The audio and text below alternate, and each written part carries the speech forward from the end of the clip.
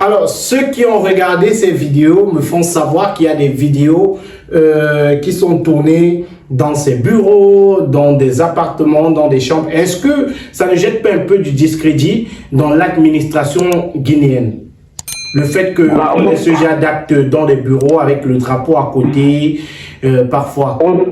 Au-delà de ceux qui ont regardé des vidéos, de ce qu'on peut dire, là, effectivement, il y a eu une communication officielle parce que vous avez le vice-président de la Guinée équatoriale là, en personne, M. Théodoro Obiang, qui a communiqué dessus et qui a dit que les personnes qui auraient eu des relations sexuelles dans les bureaux administratifs seraient condamnées au nom de l'éthique et du respect justement des institutions équato-guinéennes. Donc effectivement, il y a eu ce type de dérive et naturellement, si vous êtes concerné par ce type de choses, si vous êtes, je veux dire quoi, si l'État vous attribue un bureau pour effectuer vos fonctions et que vous détournez le bureau en question pour en faire une chambre d'hôtel ou une chambre de passe, vous voyez bien que vous êtes dans une faute très grave pour l'image de l'administration et même pour l'image, pour montrer, comme je le disais dans mon article, que l'État reste garant de la moralité en Guinée équatoriale.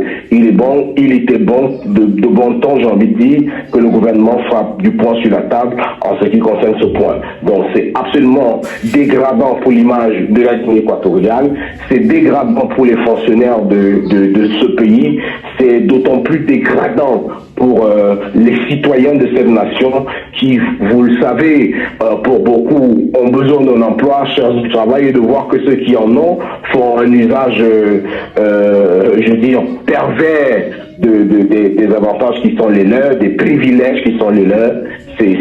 C'est déplorable et c'est à condamner. Et certains ont fait le rapprochement avec le Cameroun pour dire qu'il y a des bureaux également dans notre pays qui servent de matelas à certains responsables, pas forcément des responsables des entités publiques. Est-ce que vous qui avez mené l'enquête, peut-être vous êtes également, vous avez également essayé de faire le rapprochement? Est-ce qu'au Cameroun, on vit souvent ce genre de situation, ce genre d'actes? Est-ce que vous avez des témoignages dans ce sens-là? Écoutez, dans un pays comme le nôtre, où j'ai envie de dire, la gestion administrative est un peu à la rue, un peu hésitante, un peu mal ficelée, on peut se dire qu'il se pourrait qu'il y ait des choses comme ça. Mais je dis encore, en absence de preuves, je ne peux pas affirmer que effectivement il y a des choses comme ça qui se passent dans nos bureaux administratifs.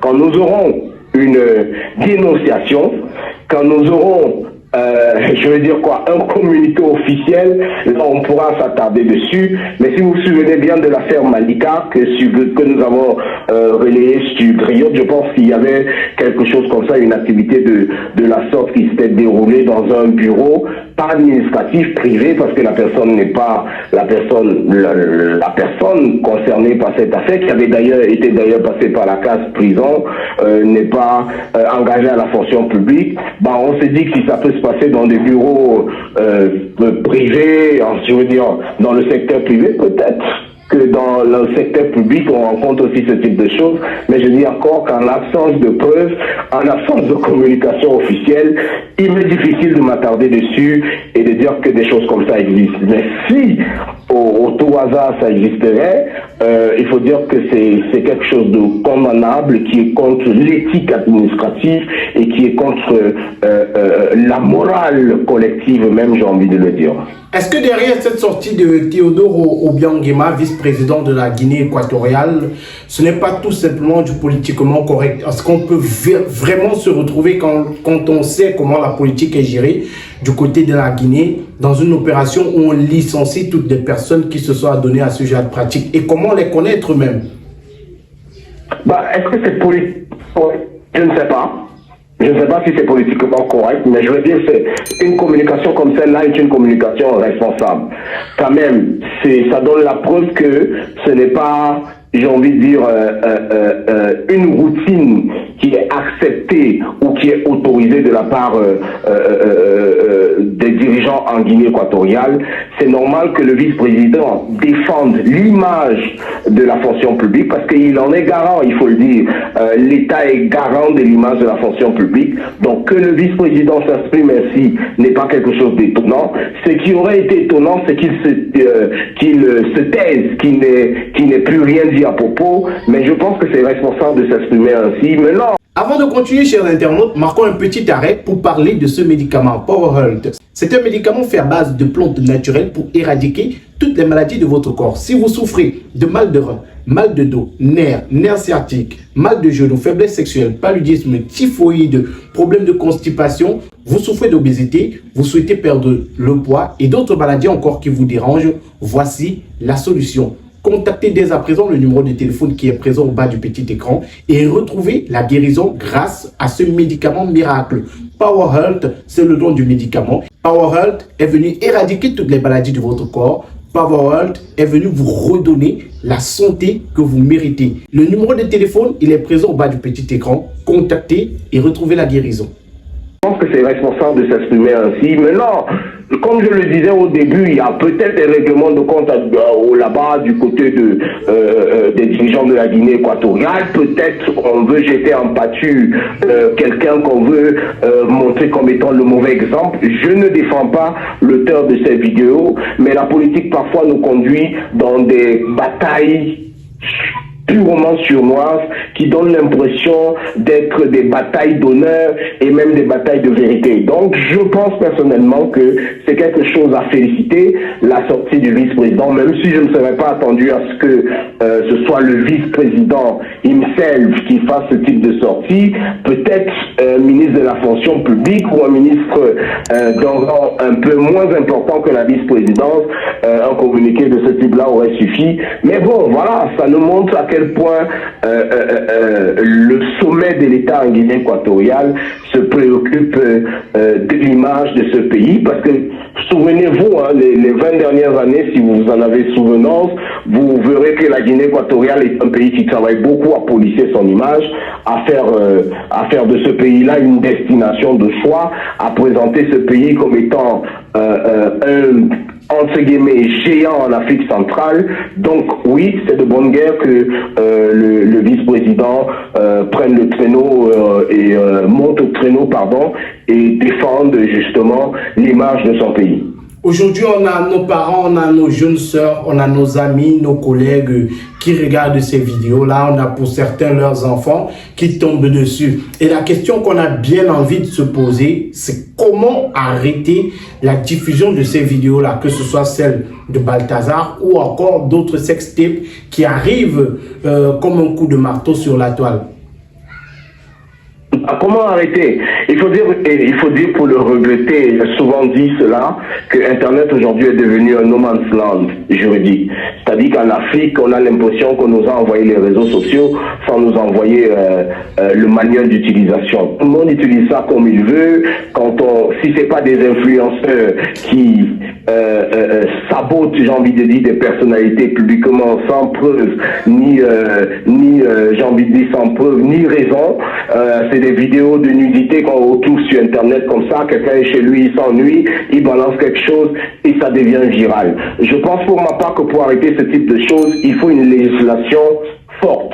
Et à côté de la législation forte, il faut qu'il y ait un système de contrôle comme en Chine, comme aux États-Unis, comme dans les pays qui se respectent, pour que tout et n'importe quoi n'atterrisse pas dans les téléphones de nos enfants et même pas dans nos propres téléphones, j'ai envie de dire cela. Il faut que des gens sachent que si je poste une vidéo pornographique, comme ça se fait au Mali à côté, parce que le Mali est en train de réussir dans ce sens-là aussi, il faut que des gens sachent que si je poste une vidéo controversée sur Internet, une vidéo, j'ai envie de dire, explicite sur Internet, il y a des choses que je risque. Je risque d'aller en prison, je risque d'être condamné à payer des amendes, je risque ci, je risque ça. Il faut que nos États s'occupent de légiférer sur les actions et les actes d'utilisateurs d'Internet. Il y a un projet de loi en cours au Cameroun, vivement que justement qu'il soit d'actualité et que les règles soient clairement établies pour que des choses comme ça ne parviennent pas jusqu'à nos enfants, jusqu'à nos petites sœurs, comme vous le dites, et que tout le monde se tienne à carreau et sache quels sont les droits et les devoirs des uns et des autres. Et derrière la diffusion, pour sortir, derrière la diffusion de ces vidéos-là, un aspect social, c'est l'infidélité qui aujourd'hui est devenue le refrain de notre société. Que pouvez-vous dire par rapport à cela? Parce qu'il faut dire que c'est un aspect qui est beaucoup évoqué par de nombreuses personnes. Bah, c'est simple. Disons que les mœurs évoluent en fonction de la société. C'est-à-dire qu'aujourd'hui, nous sommes dans une société où les gens encouragent le paraître, où tout le monde pense argent, succès, bling bling. Nous sommes dans une société aujourd'hui où tout le monde pense que le matériel passe avant l'humain. Nous sommes dans une société où on peut piétiner la morale. Si on arrive à accepter qu'un homme aille avec un homme, qu'une femme aille avec une femme, c'est pas l'infidélité qu'on va, c'est l'infidélité qu'on va crier. J'ai envie de dire ça comme ça. Disons que ce qui arrive aujourd'hui ressemble purement à la société dans laquelle nous vivons.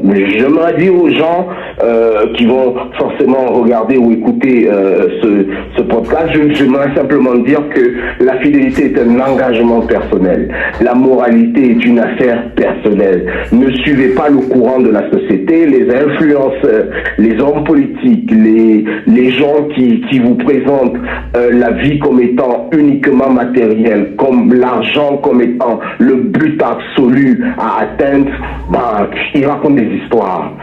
Vous voyez, est-ce que vous pouvez imaginer combien de foyers seront détruits?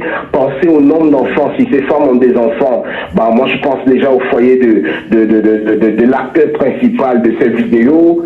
Imaginez ces enfants à l'école, imaginez des choses qu'on peut leur dire, imaginez le harcèlement le harcèlement ou les regards que peut subir sa femme actuellement, imaginez les enfants ou les maris de toutes ces femmes. C'est une catastrophe en réalité. J'ai envie de dire, chaque fois qu'on embrasse la décadence morale, on embrasse la catastrophe. Donc évitez la catastrophe parce que vraiment la vie est précieuse et elle va bien plus loin que le sexe et l'argent. Merci Jean-Pierre Bala pour votre analyse sur ce sujet. Je vous en prie, Magic, merci à vous et mes encouragements pour votre émission et bonjour à vos followers et internautes. Merci et à très bientôt pour un autre contenu. Merci. Au revoir et merci à vous également d'avoir suivi le contenu. N'hésitez surtout pas à réagir en commentaire. Que pensez-vous de cette actualité? C'est en commentaire que ça se passe. Donnez vos avis. Partagez la vidéo avec vos proches. Et si vous êtes nouveau sur la chaîne, abonnez-vous, cliquez sur la cloche de notification. Et à très bientôt pour une autre émission. Au revoir.